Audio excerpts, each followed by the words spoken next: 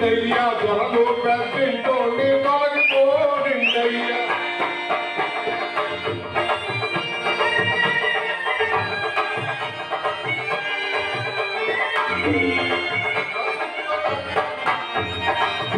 వసంత కల్లేసి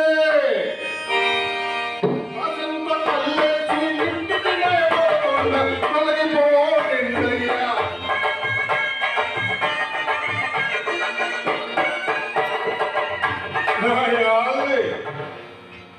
వాసాలంటారు దోసాలంటారు వాసాలంటారు దోసాలంటారు తెలిసి శాపంలోనే తులువైపోమంటారు తొలగిపోయిందయ్యా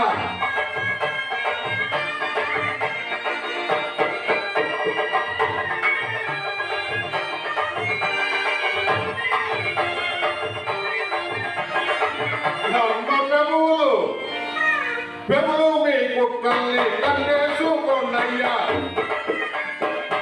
పెములు మీ కుక్కల్ని కట్టేసుకోండయ్యా బొమ్మంటూ తొలగిపోయిందయ్యా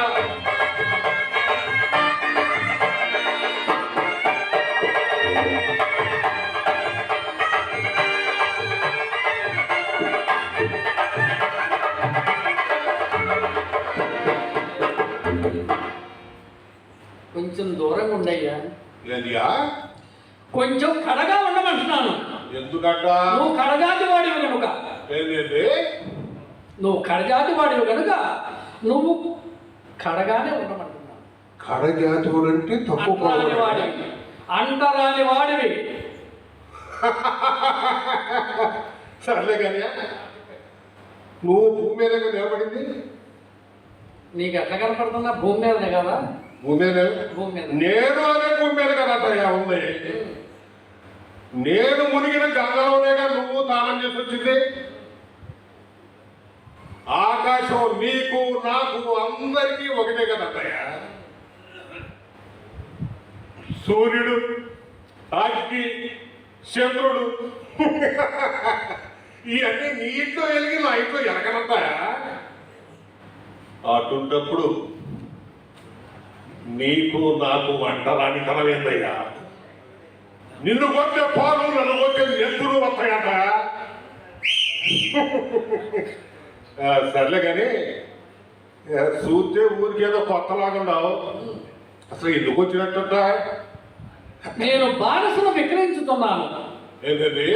బానిసను విక్రయించుతున్నాను అంటే మనిషిని అమ్ముతున్నావా? అవునయ్యా. ఓరు ఓరు ఓరు ఓరి అడ్డబొడ్డ పెట్టుకుని ఉంటే ఆ మాయకుడు అనుకున్నానయ్యా. ఓ నువ్వు కాలాపులాగున్నావే. అసలు ఎందుకు అమ్ముతున్నట్ట? మా గురువు గారికి అప్పు పట్టాడు. ఎవరిగా మీ గురువా? విశ్వామిత్ర మహర్షి. వాము వాము ఈయన కాలాపుడు అనుకుంటే ఆయన మరి దేవాంతకులాగా ఉన్నాడే. అది సరే కానీ ఆయన ఇష్ట ప్రకారమే అమ్ముతున్నావా? అవును, అతను ఇష్టపూర్వకంగానే అమ్ముతున్నాను. అసలు దాని ఎంత ఉంటుందేంటి? ధర ధర ఎంత పలుకుతుంది ఏంటి? ధర బాగానే పలుకుతుంది. ఎంతో చెప్పరాదు? చెప్పమందవా? చెప్పు. అవును, నీ పేరేంటి? నా పేరు ఈరబాహుడు అంటారు. ఓహో. ఈ కాశీపట్నంలో కాపరిని నేనే. ఓహో. నా పేరు కూడా నక్షత్రుడు అంటారు. నక్షత్రం ఏదో నాకు తిరగలేవయ్యాను కానీ సరే వీరబాహు, ధర చెప్పిన వినుము.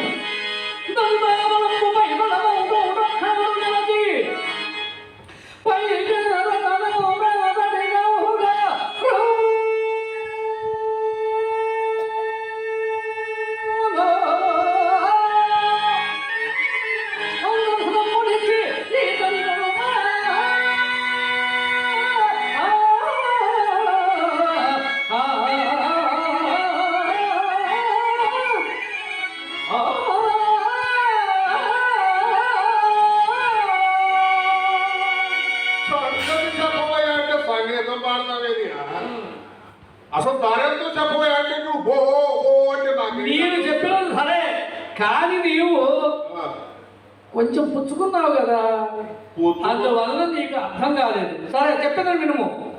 దంతాలు మన కాళ్ళకి ఏనుగు అంటే 5 కాళ్ళు ఉంటాయి కాదు, 4 కాళ్ళే ఉంటాయి. కానీ ముందు దాని తొండ ఉంటుంది. అదేదేమయ్యా అన్ని కలిపితే ఇదే కదంట.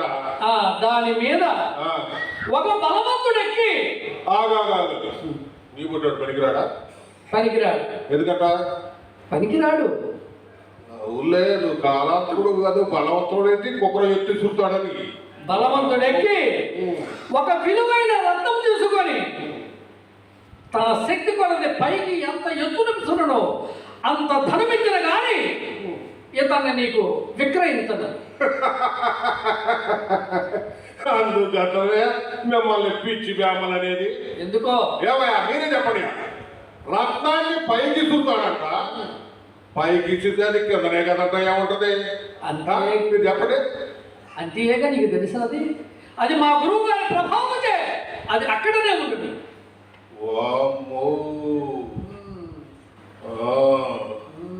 అంత డబ్బు కావాలంటావు? కావాలి. సర్లే నువ్వు దొక్కుకోవాలి, నువ్వే రావయ్యా.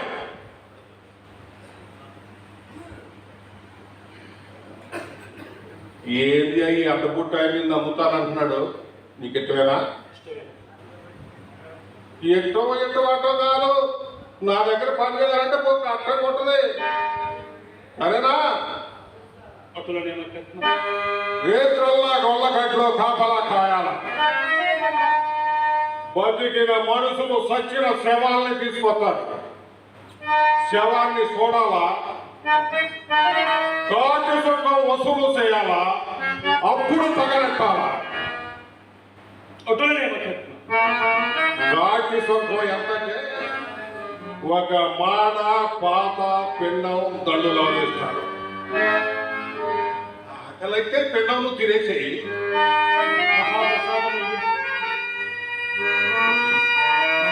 ఆ మిగతా మాడ పాత దండులాలు నా ఇంటికి చేస్తారా.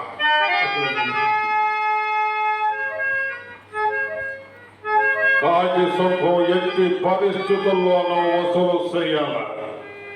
అది ఆడైనా మగైనా, పేదైనా గొప్పైనా, కనకుని కన్నా కొడుకైనా సరే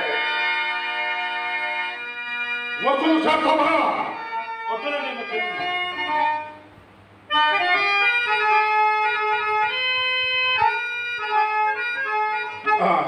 ఇంకొక మా దేశపు మహారాజు బోమూర్ఖుడు. ఆయన శిక్ష ఇదిస్తే అమలు చేయాల్సింది మనమే.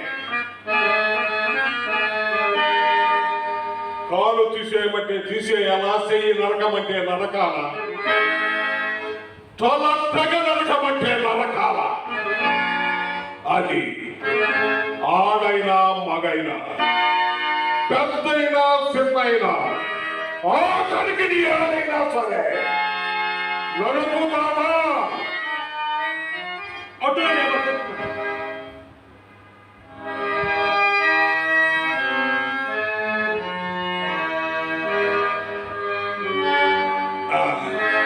అది సరే కానీ పెళ్ళాం పిల్లలంటే గుర్తొచ్చింది. నీకు పెళ్ళాం పిల్లలు ఉన్నారంటయ్యా? ప్రస్తుతం ఉన్నారు కానీ ఇప్పుడు లేదు. ఏ అర్ధరాత్రో అపరాత్రో నీ పెళ్ళాం పిల్లలు గుర్తొచ్చి నువ్వు నీ దారిలో వెళ్ళిపోతే నేనేం కావాలా? నా డబ్బేం కావాలా? నా డబ్బులేవయ్యా?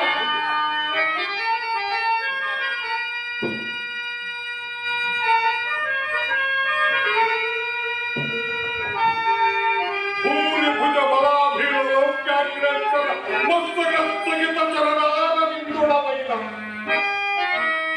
ఓ హరిశ్చంద్ర చక్రవర్తి,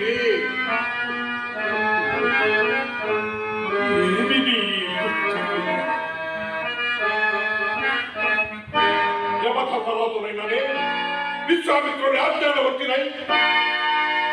ఈతని పొంకిప్పవచ్చి భంగపడితే నేనే కాదు ఈ చతుర్దశ పౌరములలో ఇతని పంపించేవాడు లేడు లేడు లేడు. ఈ మహానుభావుడు కన్నీటి పొట్టు పొడమిపై పడింది. ఎంతటి ఉత్పాదములు మిత్రుడు కదా.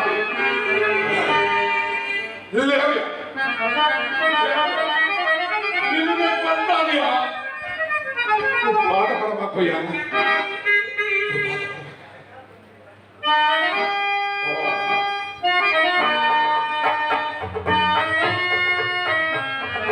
చూడటానికి మహారాజు బిడ్డరాజు ఎండ కన్నెరుగని సుకుమారుడు కాటు గురువు బుట్టావు కాసుకోవాలి కదా.